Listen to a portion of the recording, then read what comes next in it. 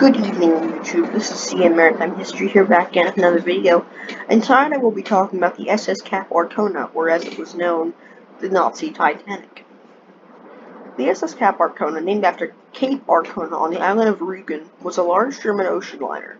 It was a flagship of the, I'm positively certain I'm going to butcher this, but a flagship of the Hamburg Südamerikanische Dampfschiff Gesellschaft, or also known as as I'm going to call it, Hamburg South America Line. She made her maiden voyage on the 29th of October 1927, carrying passengers and cargo between Germany and the east coast of South America, and in her time was the largest and quickest ship on the route. In 1940, the Kriegsmarine, or German Navy, requisitioned Cap Arcona as an accommodation ship. In 1942, she served as the set for the German propaganda feature film Titanic. Yes, Nazi Titanic, that's why she's called that. In 1945, she evacuated almost 26,000 German civilian refugees from East Prussia for the advance of the Red Army. Her final use was as a prison ship. But now, let's skip over the premise, and let's get to the video. Blom and Voss in Hamburg built Cap Arcona, launching and completing her in 1927. She was 27,561 gross registered tons, 675 feet and 6 inches overall, and a beam of 84 feet 7 inches. She was driven by 8 steam turbines, single reduction gear to 2 propeller shafts. She had 3 funnels, which were painted very oddly. I know it looks like they're black in this picture. In reality, they were red, as you will see in another picture in this video. She had 3 funnels, and her passenger cupboards included a full-size tennis court abaft, or just behind her rear funnel, her third. The ship had at least 26 lifeboats. As you can see here, they are stacked double, or in some cases triple, as you can see right next to the first funnel. I believe that's maybe a collapsible boat. The davits are much taller than those you might have found on, say, Titanic. But, yeah, she had a lot of lifeboats. Had at least 26. Cap Arcona had, most of which, like I said, were mounted in 2 tiers along the side of the ship. Cap Arcona had modern navigation and communication equipment. She was equipped for submarine signaling, which allowed a ship to hear acoustic signals from aids to navigation. She also had wireless direction-finding equipment, and from 1934 she had an echo sounding device and a gyro compass. As you can see, there's the red funnels right there. Now I don't know why, but I don't know why they decided to paint the bridge brown when the whole rest of the superstructure is white, except for like the railings. That's just my opinion, though. Cap Arcona entered service in 1927, commencing her maiden voyage on Hamburg-Suds route to Buenos Aires on the 20th of October. She joined the older liner Cap Polonio on the route, which had been Hamburg-Suds' flagship until Cap Arcona's completion. Cap Polonio was laid up, which means stopped being used, was just sat there, in 1931 and scrapped in 1935, leaving Cap Arcona as Hamburg-Suds' sole prestige ship, or flagship, on its South American route. On October 6, 1932, Cap Arcona collided with the French cargo ship Agen in the North Sea off the Elbe 4 lightship. Agen was beached, but later was refloated and escorted into Hamburg, Germany. Here is another picture. It's the maritime poster. In 1940, the Kriegsmarine, like I said, or German Navy, requisitioned Cap Arcona, had her painted overall gray, and used her in the Baltic Sea as an accommodation ship in Gotenhafen, formerly Gdynia, Poland. I think I said that right. In 1942, Cap Arcona was used as a stand-in for RMS Titanic, because of course they could not raise her wreck to, film the Titanic, to supply outside locations to the filming of the Nazi film version of the disaster in the harbor of Gotenhafen. The production was completed, although the first director, Helbert Selpin, was arrested for disparaging remarks he made about Kriegsmarine sailors. His later self-destructive interrogation at the hands of Joseph Goebbels, the propaganda minister, all but sealed his fate. He was found dead in his cell the next day. By the way, just in case you don't know, I didn't write this down in the script, this is just me reading from another site. The Cap Arcona, the movie, because it was made by the propaganda minister, they were able to take soldiers, cargo, and equipment from the war effort to film the movie. Yeah, that seems kind of crazy. to me, for sure. On the 31st of January 1945, the Kriegsmarine reactivated her for Operation Hannibal. Now, as I will talk about later on when I film my Wilhelm Gustloff model for Titanic Honor and Glory I ordered a few weeks ago, and it should be here next week. She participated in Operation Hannibal as well, along with the Cap Arcona, the General von Steuben. I'm not sure if it's Steuben or Steuben. I think it's Steuben. And I forget, there was another ship that sank, the same as the Gustloff and the Steuben. I'm sure I'll think of it probably after the video. On January the 31st, she was reactivated, where she was used to transport 25,795 German soldiers and civilians from East Prussia to safer areas in Western Germany. By now, these trips were made very dangerous by mines and Soviet Navy submarines. On the 30th of January, MV Wilhelm Gustloff, carrying a total of... Okay, this is just going to be part of the Gustloff video, but I might as well mention it now. The Gustloff's capacity was approximately 2,000, maybe 2,100 people. Okay? She was holding 10,582 passengers and crew. And she was torpedoed and sunk very fast. Well, not very fast, but 50 minutes. But due to the chaotic and horrific nature of her sinking, it was very fast. But then again, actually no, 40 minutes, sorry, not 54. That was just another YouTube video that I watched that was that long because it was real-time sinking. But, yeah, out of that 10,582, 9,400 died.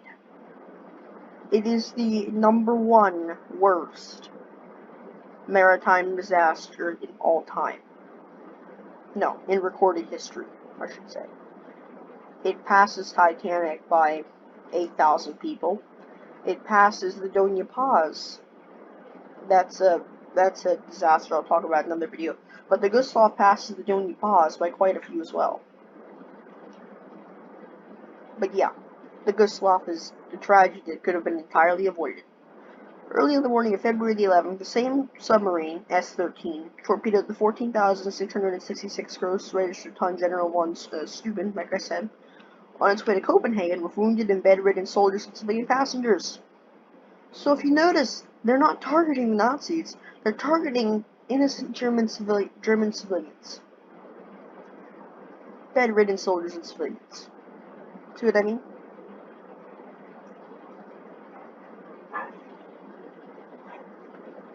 On the 20th of February, Cap Arcona's captain,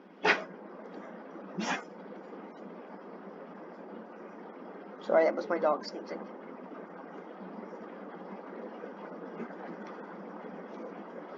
On February the 20th, Cap Arcona's captain was killed in his cabin while berthed in Copenhagen.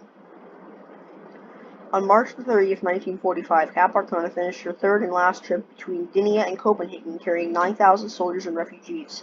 However, her turbines were completely worn out, otherwise known as they were pretty much broken down. They could only be partially repaired, and her days of long-distance travel were over. She was decommissioned, returned to her owner's Hamburg Sud, and ordered out of Copenhagen Harbor to Neustadt Bay. I realize this is a very grainy picture, but this is her during her sinking.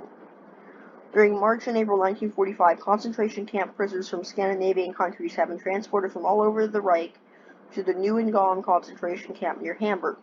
In the White Bus program coordinated through the Swedish Red Cross, if prisoners of other nationalities is placed to make room for them. Eventually, Heinrich Himmler, one of Hitler's right-hand mans, agreed that these Scandinavians and selected others regarded as less harmful to Germany could be transported through Denmark to freedom in Sweden. Then, between 16th and 28th of April 1945, Neuengamme was systematically emptied of all its remaining prisoners, together with other groups of concentration camp inmates and Soviet prisoners of war, with the intention that they would be relocated to a secret new camp, either on the Baltic island of Fehmarn or at Meissen in Norway, where preparations were put in hand to house them under the control of concentration camp guards evacuated from Sachsenhausen. In the interim, they were to be concealed from the advancing British and Canadian forces, and for this purpose, the SS assembled a prison flotilla of decommissioned ships in the Bay of Lübeck, consisting of the liners Cap Arcona and Deutschland. the freighter Thielbeck, and the motor launch Athens. Since the steering motors were out of use in Thiebeck and the turbines were out of use in Cap Arcona, Athens was used to transfer prisoners from Lubeck to the larger ships and between ships. They were locked below decks in the holds, not holes, and denied food and medical attention. So think about this. You're locking all these people in the cargo holds. Not meant to hold humans. No.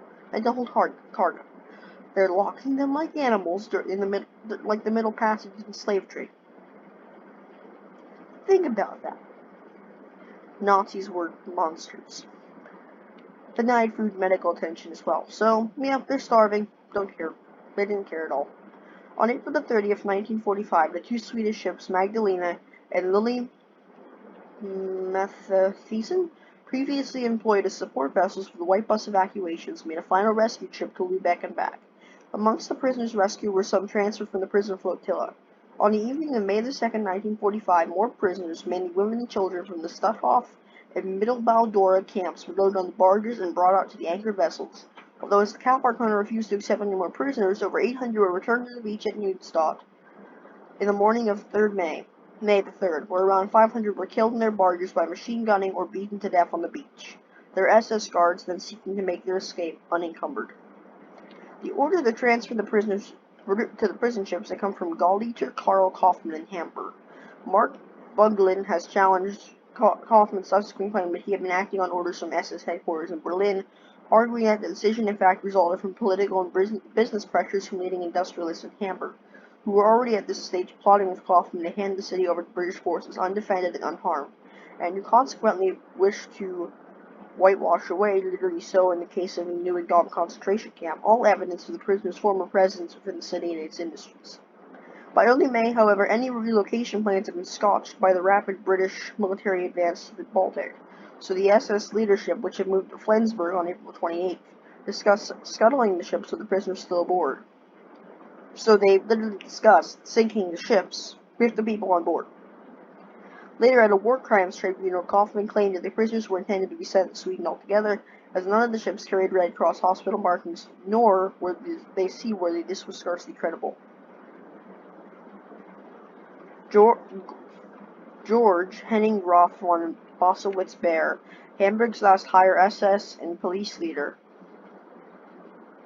testified at the same trial that the prisoners were in fact to be killed in compliance with Himmler's orders. Kurt Rickett, who had worked for Bossowitz-Beer, testified at the Hamburg war crimes trial he believed the ships would be sunk by U-boats or Luftwaffe German Air Force aircraft. Eva Neuroff, who was present at Neustadt and whose husband survived the disaster, said she was told by a police officer that the ships held convicts and were going to be blown up. On May 2, 1945, the British Second Army discovered the empty camp at Neuengamme and reached the towns of Lubeck and Wismar. No. 6 Commando, 1st Special Service Brigade, commanded by Brigadier Derek Mills Roberts, and 11th Armored Division, commanded by Major General Philip Roberts, entered Lubeck without resistance. Lubeck contained a permanent Red Cross office in its function as a Red Cross port, and Mr. Delaunay of the International Committee of the Red Cross informed Major General Roberts that 7,000 to 8,000 prisoners were aboard ships in the Bay of Lubeck. In the afternoon of May 3, 1945, the British 5th Reconnaissance Regiment advanced northwards to Neustadt, witnessing the ships burning in the bay, and rescuing some severely emaciated prisoners on the beach at Neustadt, but otherwise finding mostly the bodies of women and children massacred that morning.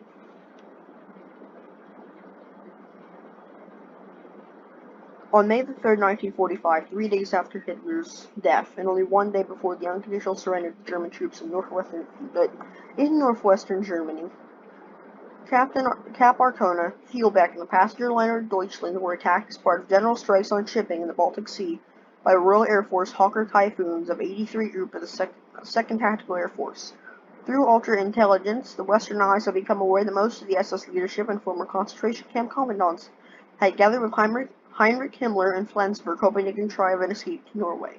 The Western Allies had intercepted orders from the Donitz government, also at Flensburg, that the SS leadership were to be facilitated in escaping Allied capture, or otherwise issued with false naval uniforms to conceal their identities.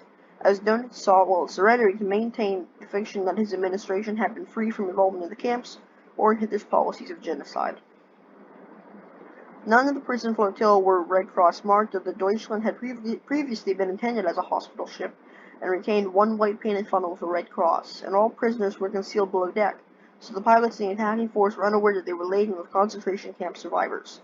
Although Swedish and Swiss Red Cross officials had informed British intelligence on May 2nd, 1945, of the presence of large numbers of prisoners on ships at anchor in Lubeck Bay, this vital information was not passed on. The RAF commanders ordering the strike believed that a flotilla of ships was being prepared in Lubeck Bay to accommodate leading SS personnel fleeing to German-controlled Norway in accordance with those orders. The ships are gathering in the area of Lubeck and Kiel. It is believed that important Nazis who escaped from Berlin to Flensburg are on board and are fleeing to Norway or neutral countries. Equipped with life jackets from locked storage compartments, most of the SS guards managed to jump overboard from Cap Arcona. German trawlers sent to rescue Cap Arcona's crew members, and guards managed to save 16 sailors, 400 SS men, and 20 SS women. Only 350 of the 5,000 former concentration camp inmates aboard Cap Arcona survived. From 2,800 prisoners on board the Theelbeck, only 50 were saved, whereas all 2,000 prisoners on the Deutschland were safely taken off into the Athens before the Deutschland capsized. RAF pilot Alan Weiss said, "We used our cannon fire at the chaps in the water. We shot them with 20mm cannons in the water. Horrible thing, but we were told to do it, and we did it. That's war." Severely damaged and set on fire, Cap Arcona eventually capsized. Photos of the burning ships listed as Deutschland, Theelbeck, and Cap Arcona, and of the emaciated survivors swimming in the very cold Baltic Sea, around 44.6 degrees Fahrenheit, were taken on a reconnaissance mission over the Bay of Lubeck by F-6 Mustang.